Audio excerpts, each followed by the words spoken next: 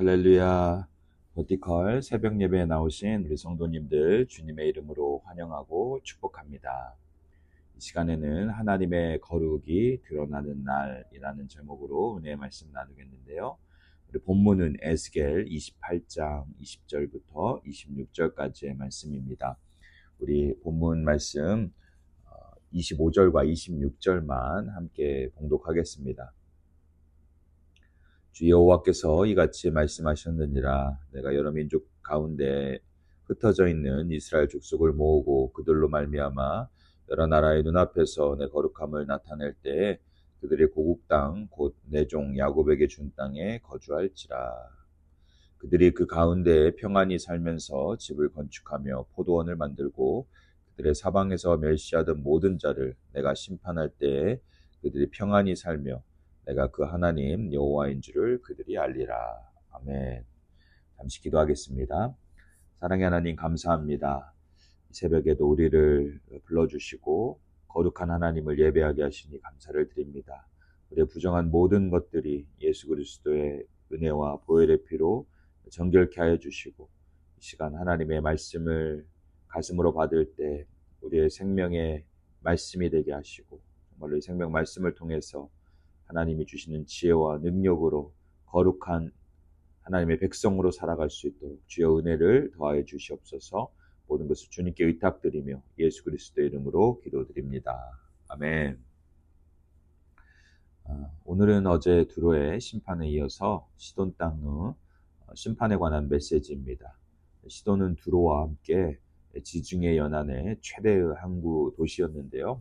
시돈 땅은 바알과 아스다롯이라는 신을 섬기는 민족이었습니다. 북이스라엘의 아합이 시돈 땅의 딸 이세벨과 결혼을 하게 되어서 북이스라엘은 바알을 섬기는 죄악에 빠지게 된 것을 우리가 너무나도 잘 알고 있습니다. 이로 인해서 시돈은 이스라엘을 유혹하고 죄악에 빠지게 하는 죄를 언급할 때 자주 언급되는 대표적이고 상징적인 나라로 우리가 잘 알고 있습니다. 하나님은 이러한 시돈 땅을 가만히 두지 않으시는 것이죠. 하나님께서 시돈에 행한 일이 22절에 잘 나타나 있는데요. 너는 이르기를 주 여호와께서 이같이 말씀하시되 시돈아 내가 너를 대적하나니 내 가운데에서 내 영광이 나타나리라 하셨다 하라. 내가 그 가운데에서 심판을 행하여 내 거룩함을 나타낼 때에 무리가 나를 여호와인 줄 알지라. 하나님은 하나님의 백성 이스라엘을 위해서 싸우시는 분입니다. 시돈 땅의 만행과 죄악을 간과하지 않으시고 친히 이스라엘을 위해서 대적하신다고 말씀을 하시는 것이죠. 또한 이 영광을 나타내신다고 말씀을 하신대요. 말씀을 하고 계시는데 이는 시돈이 막강한 부를 자랑하고 교만함을 드러내며 두로와 같이 스스로를 신으로 여기는 것에 대해서 하나님의 압도적인 신적 무게와 영광을 보여준다라고 말씀하고 있는 것입니다. 세상이 어느 나라가 아무리 강력하다고 해도 하나님의 영광이 드러날 때 아무것도 아닌 것이 되는 것이죠. 마지막으로 오늘 본문에서도 가장 중요한 주제 중에 중요한 주제라고 할 수 있는 게 바로 거룩함인데요. 하나님은 이 거룩함을 나타내시겠다라고 말씀을 하고 계십니다. 거룩함은 하나님의 가장 중요한 특성입니다. 성경이 하나님의 백성에게 가장 많이 강조하는 것이 바로 거룩함입니다. 레위기 19장 2절을 보면 하나님은 이스라엘에게 내가 거룩하니 너희도 거룩하라 라고 말씀을 하십니다. 그만큼 거룩이 중요하다는 것이죠. 그런데 거룩은 우리가 정의하는 게 결코 쉽지만은 않습니다. 거룩을 가장 잘 정의하는 단어 하나를 꼽자면 바로 구별됨이라고 할 수 있는데요. 왜냐하면 이것은 신적인 속성이기 때문입니다. 하나님만이 거룩하신 줄 믿습니다. 그렇기에 하나님께서 거룩함을 드러내실 때 모든 만물과 나라는 하나님을 알게 되는 것입니다. 어제 영화를 한 편 봤는데요. 모아나라는 영화 여러분도 잘 알고 계시죠? 모아나 실사판이 나와서 가족들과 볼 기회가 있어서 봤는데요. 참 재미있게 봤습니다. 사실 감동도 받았습니다. 그런데 이 목회자가 되다 보니까 참 성경적인 관점에서 안 볼 수가 없습니다. 이야기를 잠깐 하자면 모아나의 부족의 마을인 마투누이가 테피티의 그 신, 거기에 나오는 신의 저주로 열매 재배도 안 되고 바다의 고기도 안 잡히고 문제가 생기지 않습니까? 원인이 뭐냐면 이 테피티 여신의 이 심장이 사라져서 심장이 떨어져 나갔죠. 이 저주가 시작된 것인데, 그래서 모아나가 이 부족의 대표로 그 심장을 다시 가져다 주는 이 모험이 영화의 중심 소재입니다. 동심을 깨고 싶지는 않은데 스포일러가 되면 안 되는데, 속으로 참 심장이 붙었다 떨어졌다 하는 신을 안 믿어서 다행이다라고 생각을 했습니다. 실제로 많은 원주민과 어떤 나라들은 자연의 신이 있다고 믿고 있습니다. 그 자연의 기운을 믿는 것이죠. 모아나도 이러한 원주민들의 실제 미신과 숭배를 소재로 다룬 애니메이션이고 영화인데요. 그러니 홀로 완전하시고 거룩하시며 변치 않으시는 사랑의 하나님을 믿는 그리스도인으로서 새삼 감사를 느끼게 되었습니다. 하나님 그 거룩한 성품 때문에 하나님의 심판이 임하게 되는 것입니다. 하나님의 거룩함이 나타나면 부정하고 패역한 모든 것들은 심판을 받을 수밖에 없는 것이죠. 하나님은 심장이 없어서 저주하는 그런 분이 아닙니다. 거룩하시기에 죄악과 부정함을 심판할 수밖에 없는 것입니다. 23절에 하나님의 엄미한 심판의 내용이 나오는데요. 내가 그에게 전염병을 보내며 그의 거리에 피가 흐르게 하리니 사방에서 오는 칼에 상한 자가 그 가운데 엎드러질 것인즉 우리가 나를 여호와인 줄을 알겠고, 하나님의 거룩함을 떠난 시도는 스스로 제어할 수 없는 전염병과 고통과 죽음에 이르게 되는 것입니다. 거리는 피로 물들게 되고 주변의 강대국들의 침략으로 카르 전쟁에 속절없이 무너지게 되는 것입니다. 이로 인해서 하나님은 그동안 이스라엘을 아프게 하고 찌르던 가시를 제거해 주십니다. 24절 말씀입니다. 이스라엘 족속에게는 그 사방에서 그들을 멸시하는 자 중에 찌르는 가시와 아프게 하는 가시가 다시는 없으리니 내가 주 여호와인 줄을 그들이 알리라.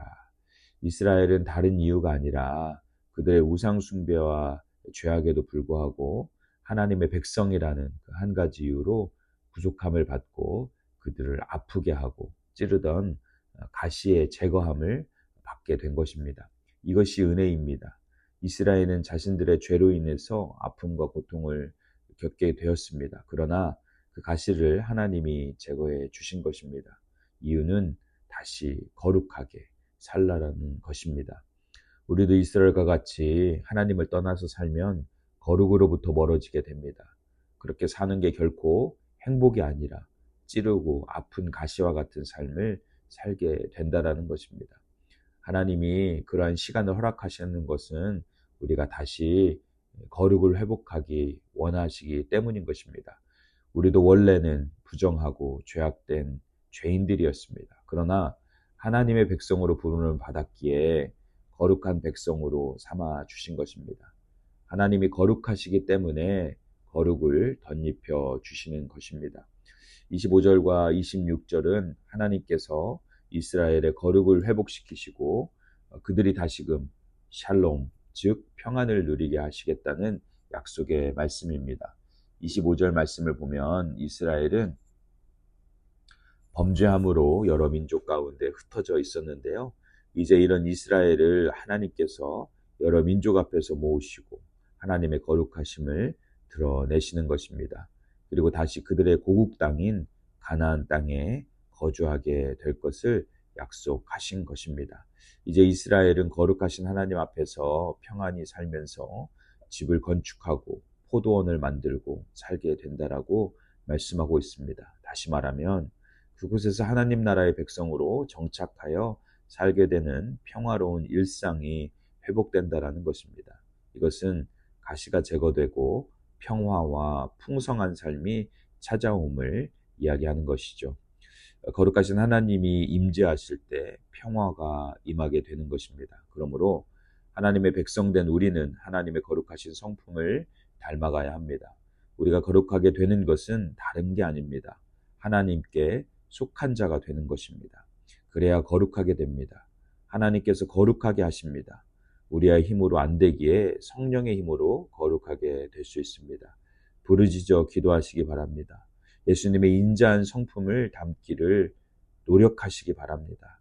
베드로전서 1장 15절은 그래서 이렇게 이야기를 합니다.